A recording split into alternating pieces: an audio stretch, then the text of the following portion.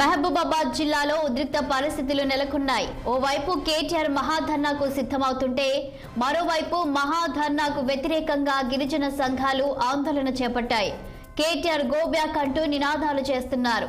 మహాధర్నాను అడ్డుకోవద్దని గిరిజన సంఘాలకు పోలీసులు వార్నింగ్ ఇస్తే ఎలా అయినా ధర్నాకు అడ్డుకుంటామని గిరిజన సంఘాలు తెగేసి చెప్తున్నాయి.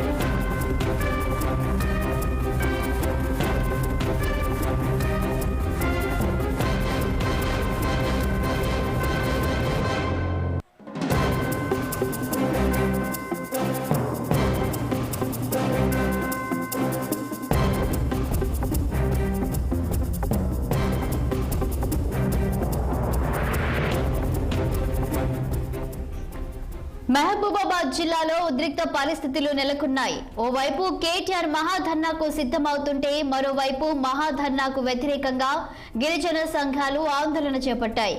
కేటీఆర్ గో బ్యాక్ అంటూ నినాదాలు చేస్తున్నారు. మహాధర్నాను అడ్డుకోవద్దని గిరిజన సంఘాలకు పోలీసులు వార్నింగ్ ఇస్తే ఎలా అయినా ధర్నాకు అడ్డుకుంటామని గిరిజన సంఘాలు తెగేసి చెప్తున్నాయి.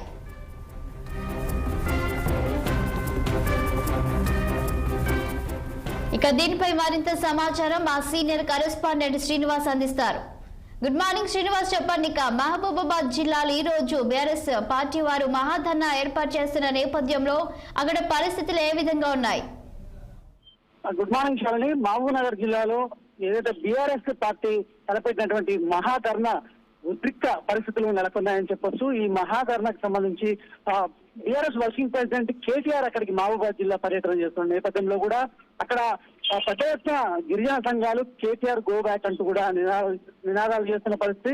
ఈ క్రమంలో కూడా ఇటు పోలీసులు ఏదైతే మహాధర్నాన్ని అడ్డుకోవద్దని కూడా ఇటు గిరిజన సంఘాలకు కూడా వార్నింగ్ ఇచ్చిన పరిస్థితి.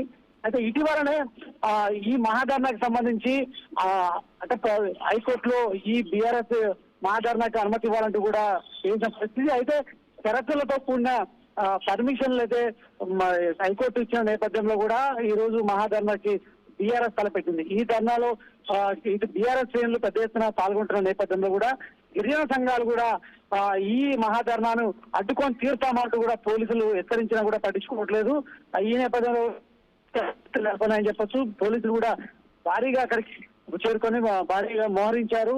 ఈ క్రమంలో కూడా ఈ మహాధర్నాకి సంబంధించి అయితే ప్రస్తుతం మహబూబాబాద్ లో ఉద్రిక్త పరిస్థితులు నెలకొన్నాయని చెప్పాలి. ఎందుకంటే ఇప్పుడు బీఆర్ఎస్ తలపెట్టినటువంటి మహాధర్నాకి సంబంధించి ఏదైతే ఇటు రైతు భరోసా అంశం కావచ్చు, అదైతే రైతు రుణమాఫీ సకాలంలో అమలు కావట్లేదనే అంశం కావచ్చు, ఇతర అంశాలపై కూడా బీఆర్ఎస్ మహాధర్నాకు పిలుపునిచ్చిన నేపథ్యంలో కూడా దీనికి సంబంధించి ఏదైతే గిరిజన సంఘాలు అడ్డుకుంటున్న పరిస్థితి. ఈ క్రమంలో కూడా పోలీసులు ఈ మహాధర్నాన్ని అడ్డుకోవచ్చని గిరిజన సంఘాలకు వార్నింగ్ ఇచ్చినా కూడా గిరిజన సంఘాలు మాత్రం ఖచ్చితంగా ఈ మహాధర్నాన్ని అడ్డుకొని చేస్తామంటూ కూడా పోలీసుల మాటలు కూడా సైతం లెక్క చేయని పరిస్థితులు కూడా అక్కడ ఉద్రిక్త పరిస్థితులు నెలకొన్న ప్రస్తుతం పోలీసులు అయితే భారీగా మోహరించారని చెప్పొచ్చు. శాలిని, ప్రస్తుతం అక్కడ పరిస్థితులు ఏ విధంగా ఉన్నాయి? ఇంతకీ మహాధర్నా స్టార్ట్ చేసే అవకాశం కనిపిస్తుందంటారా?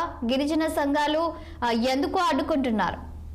బీఆర్ఎస్ మాత్రం ఖచ్చితంగా ఈ మహాధర్నాన్ని చేసి తీరుతామని బీఆర్ఎస్ బీస్మించుకొని కూర్చుంటే ఇటు గిరిజన సంఘాలు మహాధర్నాన్ని ఎట్టి పరిస్థితుల్లో మేము అడ్డుకొని తీరుతామంటూ గిరిజన సంఘాలు చెప్తున్న పరిస్థితుల్లో ఇటు బీఆర్ఎస్ ఇటు గిరిజన సంఘాల మధ్య మాత్రం ఉద్రిక్త పరిస్థితులు నెలకొన్నాయి. వారు మహాధర్నా నిర్వహిస్తే మేము అడ్డుకొని తీరుతామంటున్న నేపథ్యంలో కూడా పోలీసులు అక్కడ పక్కన అయితే భారీగా మోహరించారు. అయితే బీఆర్ఎస్ వర్కింగ్ ప్రెసిడెంట్ కేటీఆర్ కూడా అక్కడికి చేరుకుంటున్న నేపథ్యంలో కూడా మరి ఈ పరిస్థితులు అయితే ప్రస్తుతం అయితే అక్కడ ఉద్రిక్త పరిస్థితులు నెలకొన్నాయని చెప్పాలి. ఈ క్రమంలో కూడా పోలీసులు ఇటు గిరిజన సంఘాలకు ఏదైతే ఈ ధర్నాన్ని అడ్డుకోవద్దని కూడా రిక్వెస్ట్ చేస్తున్నా కూడా వారు మాత్రం ఖచ్చితంగా మేము అడ్డుకు తీరుతామని కూడా స్పష్టం చేసిన నేపథ్యంలో కూడా ఉద్రిక్త వాతావరణం అయితే అక్కడ నెలకొంది. చాలని. Thank you Srinivas.